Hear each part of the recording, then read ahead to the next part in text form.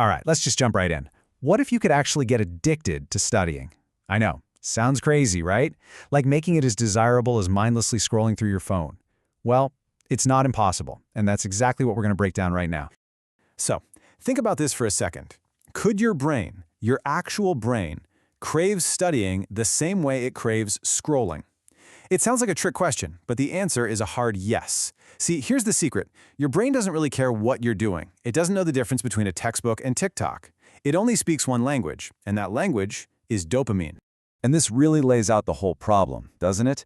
On one side, you've got social media. It's like a fire hose of dopamine, massive, instant, and super easy. On the other side, you've got studying, which is kind of like a slow, leaky faucet. A tiny bit of dopamine, way later, and it takes a ton of effort. So when your brain has to choose, it's a no-brainer. It's screaming, "Get me back to the good stuff." Okay, so if we're going to solve this puzzle, we first have to get what's actually going on upstairs.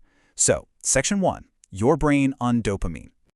First things first, and this is super important. You're not lazy. You're not broken. Seriously, your brain is just doing its job. It's literally programmed to find the biggest reward for the smallest amount of work.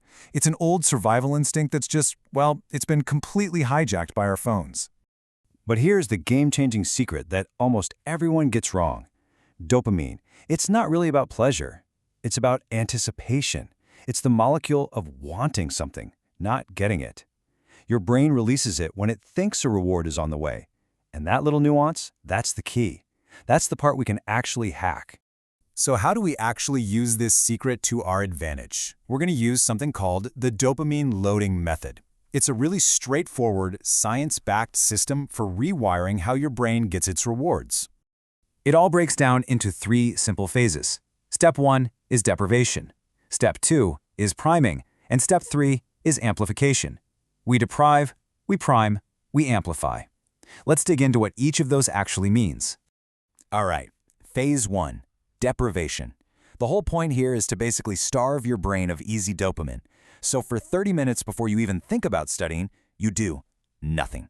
No phone, no music, no podcasts, no chatting, just sit there.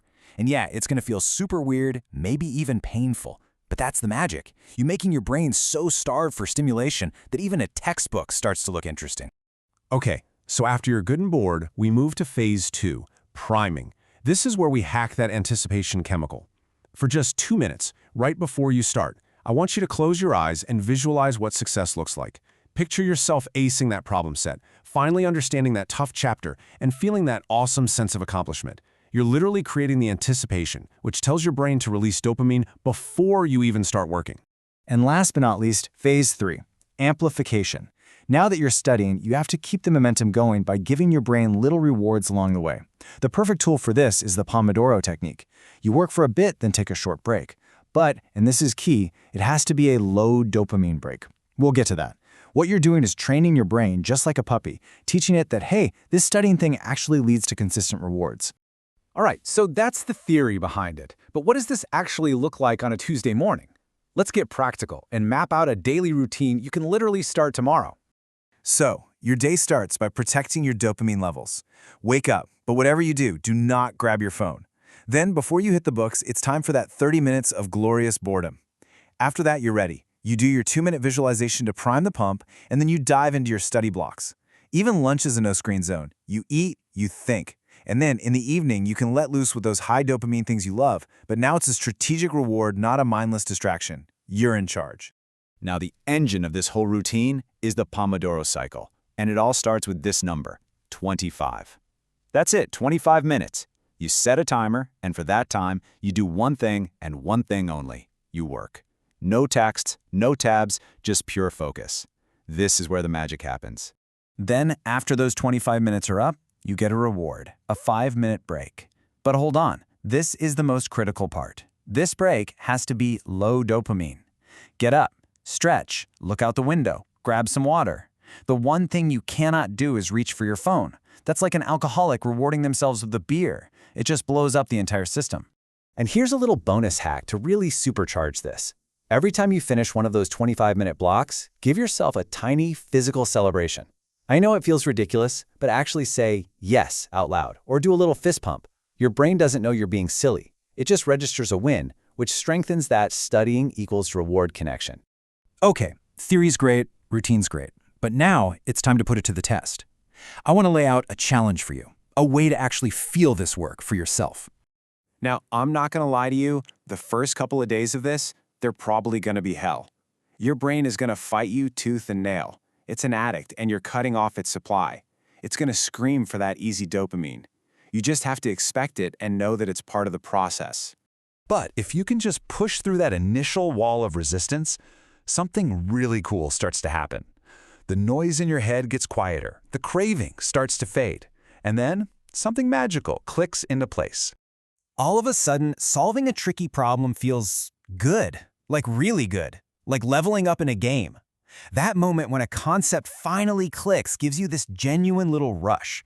The work hasn't changed, but your brain has. Its reward system has been recalibrated. You're not forcing it anymore. There's a part of you that actually wants to be there. So here's the challenge, plain and simple. Give this a real shot for just 5 days. That's it. And don't worry about being perfect. Just try to be consistent.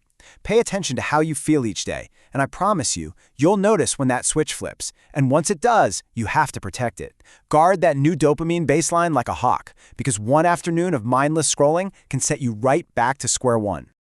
Okay, let's zoom out and wrap this up by looking at the big, powerful idea behind all of this. And this is maybe the most important takeaway. You're not fighting your brain. You're not trying to crush it with willpower. That's a losing battle. Instead, you're becoming a programmer. You're working with its existing code, its core chemistry, and just redirecting that powerful reward system towards things that actually matter. Which leaves us with a really exciting final thought. Once you learn how to do this for studying, you realize you can do it for anything.